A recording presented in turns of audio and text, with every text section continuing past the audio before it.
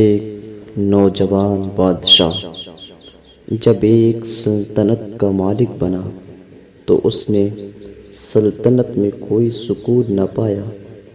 اس نے اپنے درباریوں سے پوچھا، کیا لوگوں کو بھی سکون نہیں ہے جس طرح مجھے سلطنت میں سکون نہیں ہے؟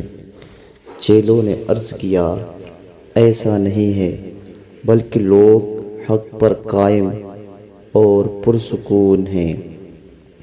بادشاہ نے کہا، کوئی ایسی چیز ہے جو سلطنت کو میرے لیے قائم اور پرسکون رکھ سکتی ہے؟ لوگوں نے کہا، ہاں، وہ علماء ہیں، اس سلطنت کو آپ کے لیے قائم اور پرسکون رکھ سکتے ہیں۔ چنانچہ بادشاہ نے اپنے شہر کے علماء اور صوفیاء کو بلایا اور ان سے کہا، آپ لوگ میرے ساتھ رہیں اور مجھے اچھی بات کا حکم دیں اور جو غلط بات دیکھیں اس سے مجھے روک دو۔ علماء اور صوفیاء نے ایسا ہی کیا۔ اس کا فائدہ یہ ہوا کہ اس کی سلطنت 400 سال تک قائم اور پرسکون رہی۔ لیکن ایک دن شیطان لعنتی بادشاہ کے پاس آیا۔ بادشاہ سے پوچھا، من انت، تو کون ہے؟ اس نے کہا، میں شیطان ہوں۔ آگے سے شیطان نے پوچھا، تم کون ہو؟ بادشاہ نے کہا، میں آدم کی اولاد میں سے ہوں۔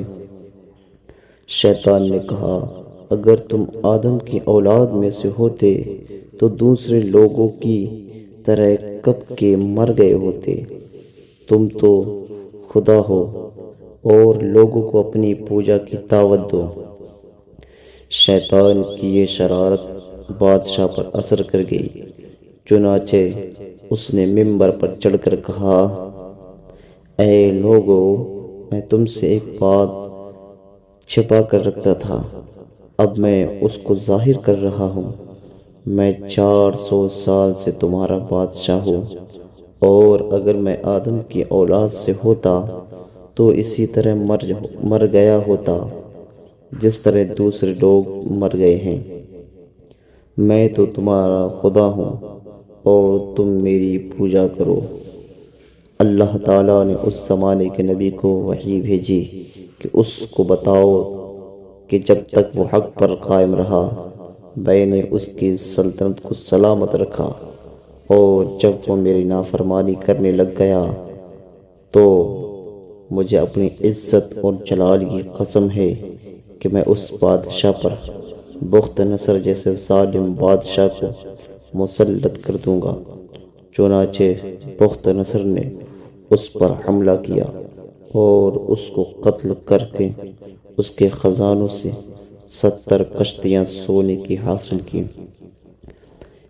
اس واقعے سے پتہ یہ چلتا ہے کہ جب تک بندہ اللہ رب العزت کی فرمانبرداری، اس کی عبادت، اس کی اطاعت میں مشغول رہتا ہے، تب تک وہ کامیابی کی دہلیز پر قدم بڑھاتا رہتا ہے اور اس کی حکومت، اس کی عزت، اس کی شہرت قائم رہتی ہے۔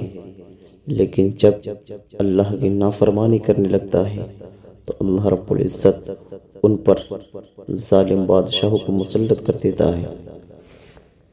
اللہ رب العزت ہم سب کو اپنی فرمانبرداری اور اطاعت گزاری میں زندگی بسر کرنے کی توفیق عطا فرمائے۔